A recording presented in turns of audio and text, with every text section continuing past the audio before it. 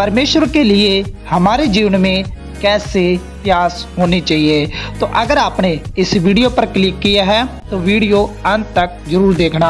Video शुरू करने से पहले अगर आप हमारे चैनल पे फर्स्ट बार आए हो तो चैनल को सब्सक्राइब और वीडियो को लाइक जरूर कर देना, ताकि जब भी हमारा नेक्स्ट वीडियो आए तो आपको नोटिफिकेशन मिल सके। तो चलिए सीखना शुरू करते हैं। मेरे प्यारे मसीह भाई बहनों, क्या आपको पता है कि परमेश्वर के लिए हमारे जीवन में कैसे प्यास होनी चाहिए? आपको पता है आज बहुत से लोग ऐसे हैं जिनके जीवन में परमेश्वर के लिए कोई भी प्यास नहीं है। वो लोग जैसा चाहते हैं वैसा चलते हैं।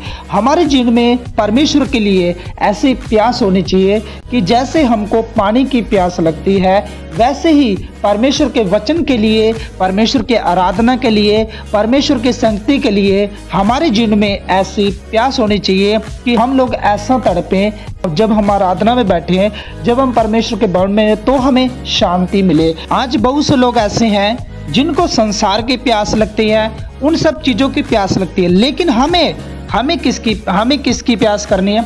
हमें परमेश्वर के वचनों की, परमेश्वर के आराधना की हमें हर वक्त प्यास में रहना है। आइए हम पवित्र बाइबल से पढ़ते हैं।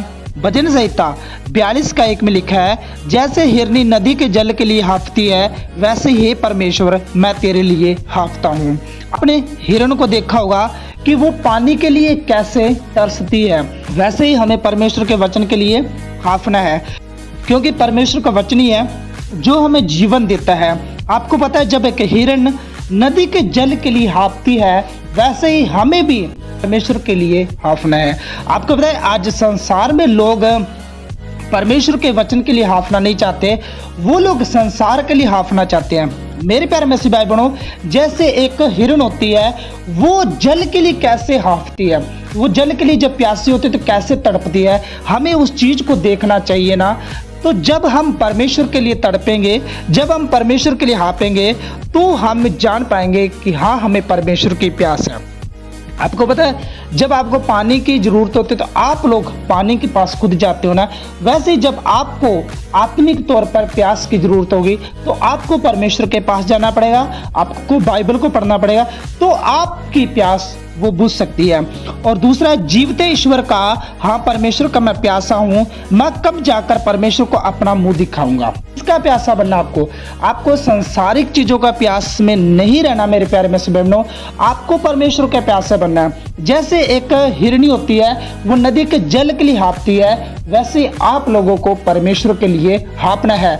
यानी आपके अंदर वो प्यास होनी चाहिए, आपके अंदर वो लगन होनी चाहिए कि आप लोग परमेश्वर के लिए जी सको, आप लोग परमेश्वर के द्वारा ही प्यास को बुझा सको। आपके अंदर वो लगन होनी चाहिए और आपको पता है आप लोग जीवते परमेश्वर के प्यास से रहना चाहिए। आज संसार में बहुत सी चीजें जो आपको प्यास मिटा सकते हैं, लेकिन उससे आपकी प्यास नहीं बुझेगी जब तक आप लोग परमेश्वर के पास नहीं आओगे। परमेश्वर ही आप लोगों की प्यास को बुझा सकता है। हमारे जीवन में ऐसी प्यास होनी चाहिए कि जैसे कि हिरनी नदी के जल के लिए हांफती है, वैसे ही हमें परमेश्वर के लिए हांफना चाहिए, क्योंकि वही परमेश्वर हमको हमारी प्यास को बुझा सकता है। हमें उस हिरनी जैसे हिरनी हांफती है, हमें परमेश्वर के लिए वैसे ही हांफते रहना है। आपको पता है एक जब हिरनी होती है, जब प्यासी होती है पानी के लिए, तो वो कैसे तड़पती है, उसके जीवन में कैसे तड़पण होती है, हमें उस चीज को देखना है, हमें उस चीज को महसूस करना है और हमें भी परमेश्वर के लिए ऐसी तड़प रखनी चाहिए। आपको पता है संसार में बहुत से लोग परमेश्वर के लिए तड़प नहीं रखते, वो लोग संसार के लिए रखते हैं, लेकिन हमें ऐसा नहीं बनना। मेरे प्यारे मसीह भाई बहनों, हमें उस हिरण को देखकर चलना है कि जैसे एक हिरनी नदी के जल के लिए हांफती है, वैसे ही हमको भी परमेश्वर के लिए हांफना है। हमारे जीवन में परमेश्वर के लिए ऐसी ही तड़प होनी चाहिए। यानी जब हम वचनों को पढ़ेंगे, प्रार्थना करेंगे, परमेश्वर के अधीन जाएंगे, तो हमारी प्यास को कौन बुझाएगा? परमेश्वर बुझाएगा। संसार आपकी प्यास को कभी नहीं बुझा सकता। जो आपको प्यास लगी है वो प्यास आपको सिर्फ परमेश्वर ही बुझा सकता है। आपको पता है जब हिरनी नदी के जल के पास जाती है तो जब जल को पी लेती है तब उसकी प्यास बुझती है ना।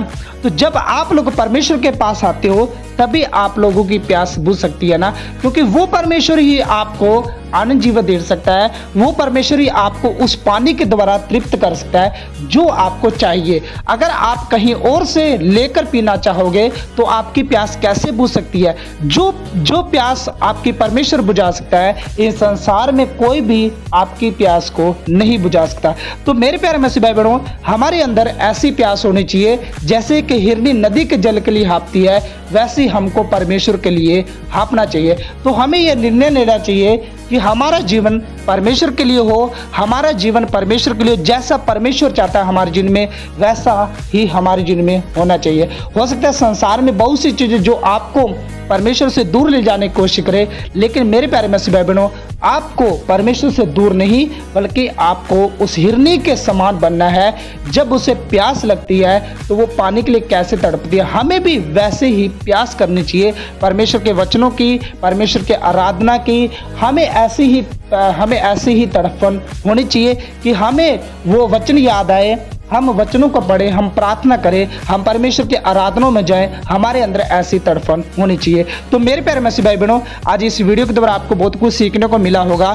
क्या सीखने को मिला ये हमें कमेंट करके जरूर बताना, और ये वीडियो उन मसीह भाई बहनों तक शेयर जरूर करना जिनको इस वीडियो की बहुत ज़रूरत है। और अगर आप हमारे चैनल पर फर्स्ट बार आए हो तो चैनल को सब्सक्राइब और वीडियो को लाइक जरूर कर देना, ताकि जब भी हमारा नेक्स्ट वीडियो है तो आपको नोटिफिकेशन मिल सके। तो चलिए नेक्स्ट वीडियो मिलते हैं। जय मसीह की। God bless you. Okay bye.